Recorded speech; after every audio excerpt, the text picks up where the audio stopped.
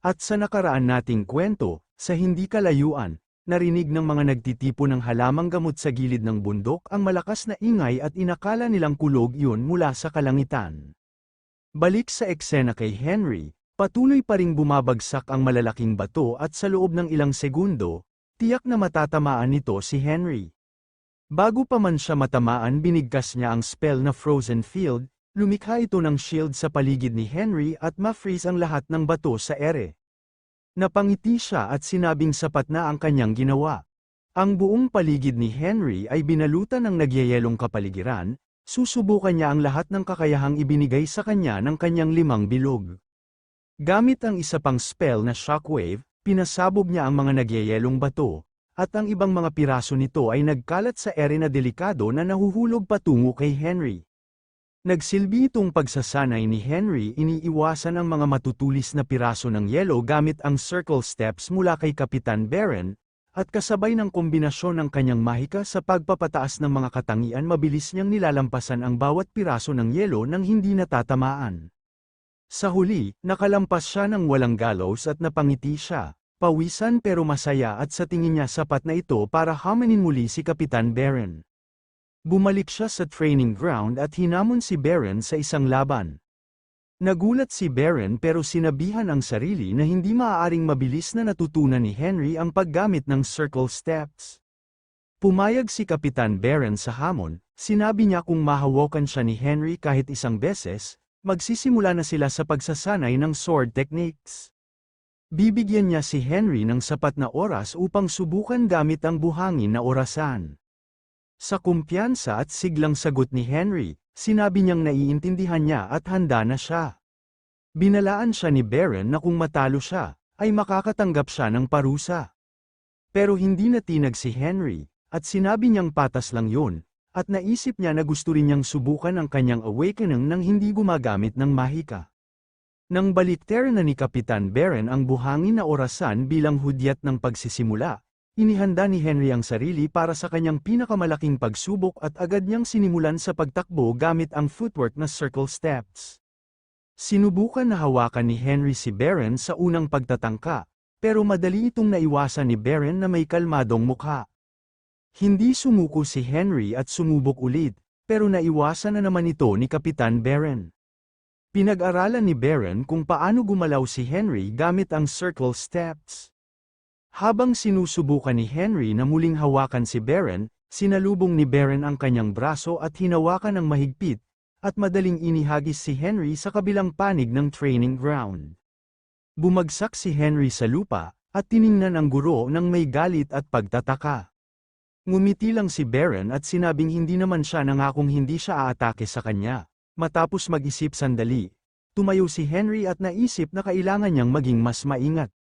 Dahil sa inis, sumugod siya ulit kay Baron, lumaban si Baron at muling itinumba si Henry gamit ang puwersa ng palad, at kasabay ng pagsipa ng katawan niya papalayo. Dumulas siya sa lupa ng ilang metro hawak ang kanyang dibdib. Masakit at galit man siya sa sarili, hindi makapaniwalang wala siyang makita kahit anong butas sa depensa ni Kapitan Baron. Muli niyang sinubukang lumapit kay Baron at hawakan, pero walang kahirap-hirap itong salagin ang pagtatangka ni Henry. Napansin ni Henry ang hourglass, at napagtanto niyang nauubos na ang oras niya. Nang tumingin siya muli sa guro, nagulat siya nang makita itong sumusugod papalapit sa kanya. Mabilis siyang sinuntok ni Baron sa tiyan, at halatang sa lakas ng suntok ay tumilapon si Henry sa ere. Nakahiga siya sa lupa, ramdam ang sakit ng suntok ng guro, at nanghihina ang kanyang mga binti. Sinubukan niyang tumayo muli, pinihit ni Baron ang buhangin na orasan at sinabing, tapos na ang oras. Tiningnan niya si Henry at sinabi ng guro na natalo siya, pero halatang hindi ito matanggap ni Henry. Kita sa kanyang mukha ang galit at pagkadismaya niya sa pagkatalo, habang nakatulala siya, sinabi ni Baron na kahit natalo siya, nagawa pa rin niyang sorpresahin siya sa pagpabuti ng circle step sa napakaikling panahon. Sinabi ni Baron na mabilis siyang natuto, kaya sa susunod, dudoblehin nila ang kanyang lakas sa loob ng 10 araw. Sinabi ni Baron na ito ay isang aral, bago hamanin ang sinuman, dapat niya munang alamin ng mabuti bago subukan ang kanyang hamon. Mabigat man sa loob, sumang-ayon si Henry. Dumating ang gabi na kauwi na si Henry sa kanilang asyenda, at dahil sa sobrang pagod, nahiga si Henry sa kama. Masama ang pakiramdam niya, hindi siya makapaniwalang mahina pa rin siya kahit uminom na siya ng Miracle Blue Elixir at naisip na dahil wala siguro siyang masyadong karanasan. Ilang araw na siyang walang tigil sa pagsasanay, iniwasan ang yelo gamit ang footwork na circle steps, at sinubukan din niya na magsanay sa pag-iwas ng mga atake ng mababangis na hayop sa kabundukan. Pakiramdam niya ay nasayang ang oras niya, kaya kailangan niyang maghanap ng paraan para mas bumilis ang kanyang pag-aaral. Habang iniisip ito, naalala niya si Jackson Edward Golden, at bigla niyang naisip na si Jackson mismo ang lumikha ng teknik na circle steps na gusto niyang gamitin.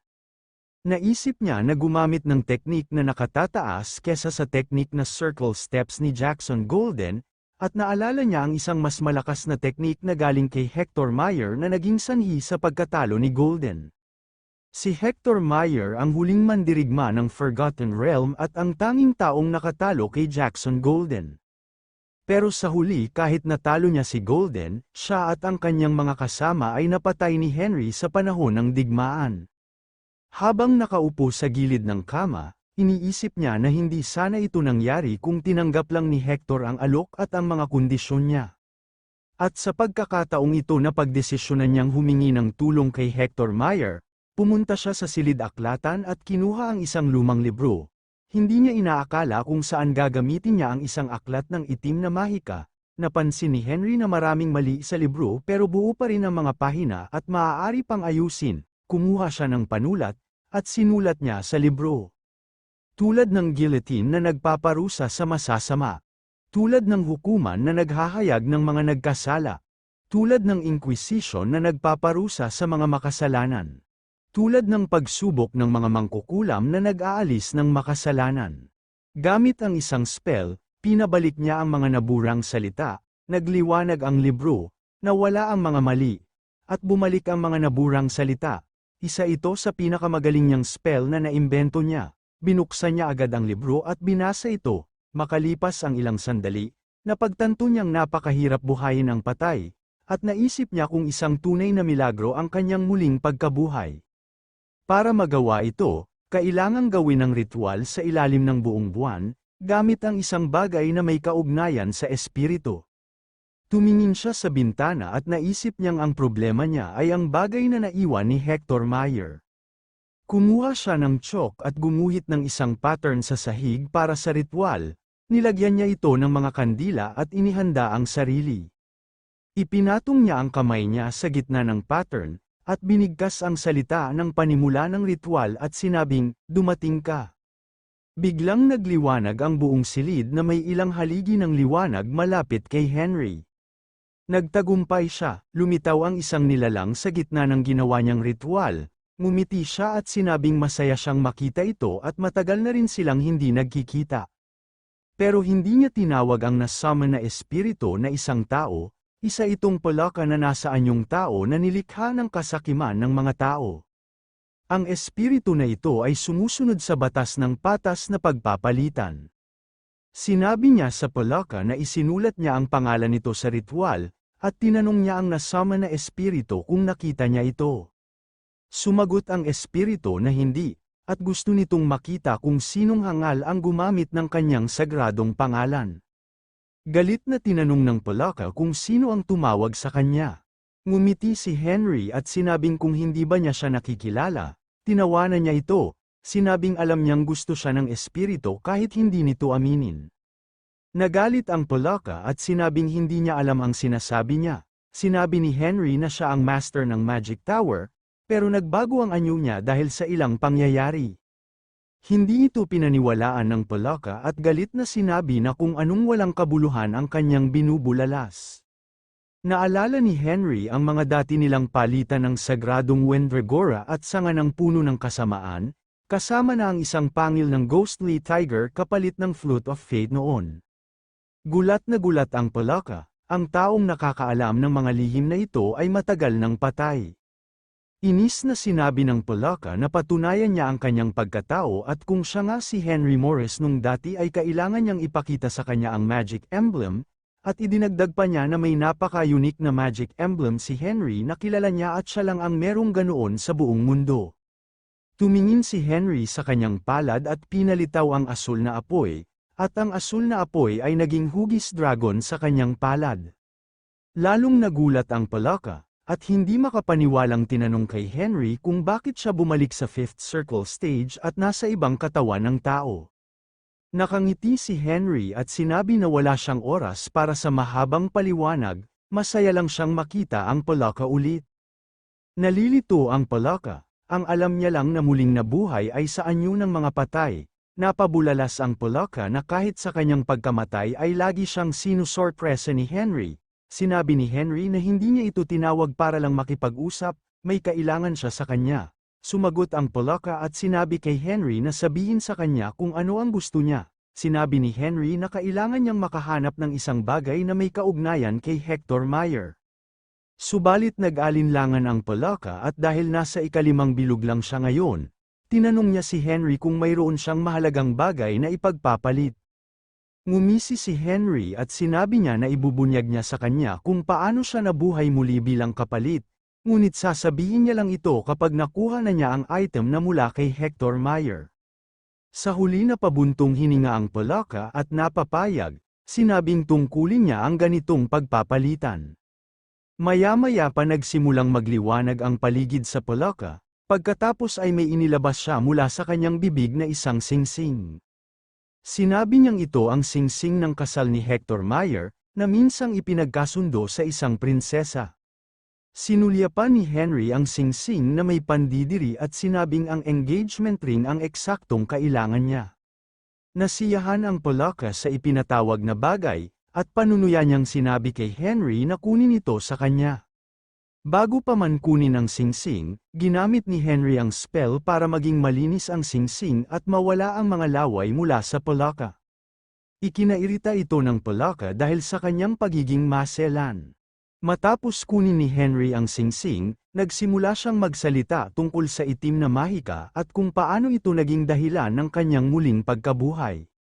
Naalala niya matapos siya mamatay sa entablado ng bitay, at matapos ang kanyang kamatayan ay napunta siya sa ibang katawan at nakita ang isang hindi pamilyar na lugar matapos siyang mabuhay muli. At sa tabi ng bagong katawan, nakita niya ang isang patay na inahin at isang kakaibang lumang libro. Tiningnan niya ang kanyang palad at sinabi na ang lalaking dating may-ari ng katawan na ito ang nagsagawa ng ritual upang ipatawag siya. Sigurado si Henry na maaaring nagkamali ito sa ritual kaya napalitan ng kanyang kaluluwa ang kaluluwa ng orihinal na may-ari ng katawan. Naguluhan ang Polaka sa narinig at tinanong kung paano ito naging posible. Sigurado siya na nagkataon lang na nabalik siya sa mundong ito at nakuha niya ang libro at ang nilalaman nito ay iba sa mga nakaharap na niya noon. Iniisip ni Henry Morris na maaaring isang aksidente lamang ang kanyang muling pagkabuhay. Sinabi ni Henry na nabuhay siyang muli dahil sa maling paggamit ng madilim na mahika. Nagalit ang Polaka at dismayado sa impormasyon ni Henry at sinasabing niloloko na naman siya nito. Sumagot si Henry na tinupad naman niya ang kanyang bahagi ng kasunduan at pawang puro katotohanan ang kanyang sinabi at tinanong ang Polaka kung bakit hindi niya ito maintindihan. Kung ang gusto nito ay makarinig ng isang bagay na hindi pangkaraniwan, wala na siyang magagawa pa. Dahil sa matinding inis, tiningnan siya ng Polaka at sinabing nakalimutan niya na kung anong klase siyang tao, pero hindi pa rin maintindihan ni Henry kung ano ang hindi niya nagustuhan. Sumigaw ang Polaka kay Henry na tumahimik at sinabing kahit pumunta pa siya sa kabilang panig ng mundo, hinding-hindi pa rin siya nagbabago, ngunit sa halip na mayrita, ngumiti si Henry na parabang nasisiyahan sa nangyayari. Pagkatapos, sinabi niya sa Polaka na mukhang siya ay may mahalagang aral na natutunan ngayong araw. Nang may matinding inis, dumura ito sa sahig sa harap ni Henry, hindi na nagpaalam ang Polaka sa kanya at biglang naglaho. Ngumiti si Henry nang may kasiyahan at nagsimulang tumingin sa singsing na iniwan ng Polaka. Habang hawak ang singsing sa kanyang mga kamay, Naalala niya si Hector Meyer at iniisip niya na sana walang sama ng loob na nakaugnay sa singsing. Inilagay ni Henry ang singsing ng Sword King sa gitna ng pattern ng ritual at nagpatulo ng ilang patak ng kanyang dugo. Pagkatapos, nag-concentrate siya at bumigkas ng isang orasyon sa isang sinaunang wika. Biglang lumagablab ang kanyang dugo at ang singsing ng Sword King sa maliwanag na asul na apoy. Sa tindi ng liwanag ay hinarang ni Henry ang kamay niya upang protektahan ang kanyang mga mata. Sa sandaling yun, sa gitna ng liwanag ng apoy, lumitaw ang tarangkahan ng mga patay, dahan-daang bumukas ito, at sa likod ng pinto, nakita ni Henry ang mapulang mga mata ni Hector Meyer. Sa harapan niya ngayon ay ang espiritu ng Sword King, walang iba kundi si Hector Meyer mismo. Binuksan na ni Hector ang kanyang mga mata at nagsimulang magsalita kay Henry. Sinabi niya na ang tagal na mula nang huli siyang makahinga ng sariwang hangin, at tinanong niya si Henry kung saan niya nakuha ang singsing. Tumingin si Henry kay Hector at may paggalang na sinabi na ang singsing ay nasa kanya sa matagal na panahon at matagal na din simula nung sila ay magkita. May pagtatakang tinanong niya si Henry kung magkakilala ba sila, at naniniwala siya na ito palang ang unang pagkakataon na sila ay nagkita. Hawak ang kanyang dibdib, tumugon si Henry na may pinagsamahan sila noon at ipinakilala ang kanyang sarili bilang Henry Morris. Tinanong ni Hector kung siya ba ang salamangkero na nagngangalang Henry, at tumango si Henry bilang sagot. Tumawa si Hector at sinabing biro lang siguro ito, dahil ibang-iba siya sa Henry na kilala niya noon, at tinanong kung bakit niya sinasabi ang isang bagay na ganap na hindi totoo. Hawak ang singsing, sinabi ni Henry na mahaba ang kwento, pero ibibigay niya ang singsing niya bilang patunay. Walang imik na tinitingnan siya ni Hector nang may pagkalito. Inamin ni Henry na siya ang salamangkero na muling nabuhay sa katawan ng iba gamit ang madilim na mahika. Napagtanto ni Lord Hector na hindi basta-bastang ordinaryong salamangkero ang nasa harapan niya, at wala siyang ideya na may alam din siya tungkol sa madilim na mahika. Ngunit agad siyang pinutol ni Henry, sinasabing hindi siya ang gumamit ng madilim na mahika, ang katawan na kinaroroonan niya ngayon ang siyang gumawa nito. Ipinaliwanag ni Henry kay Hector Meyer na nagbago na ang mundo. Matapos niyang umalis papunta sa kabilang mundo, nagawa nilang pag-isahin ang buong kontinente. Idinagdag pa niya na itinatag nila ang imperyo at naging bayani. Ikinagagalak naman ni Hector nang marinig ito dahil matagal na niyang iniisip kung ano ang nangyari sa kwento ng iba. Pagkatapos, sinabi ni Henry na si Golden Jackson ay nagkaroon ng anak, at siya ang kasalukuyang naging emperador at ang nagpadala sa kanya sa kabilang panig ng mundo.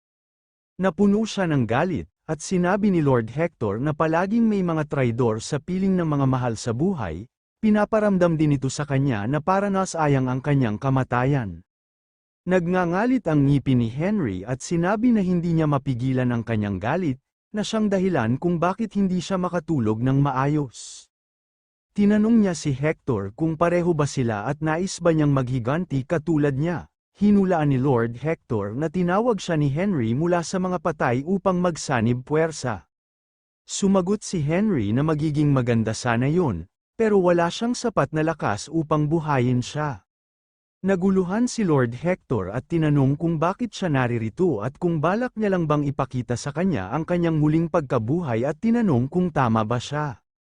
Sa pag-asang may matutunan, nagtanong si Henry Morris kay Lord Hector Meyer kung maaari siyang turuan nito kung paano gumamit ng espada.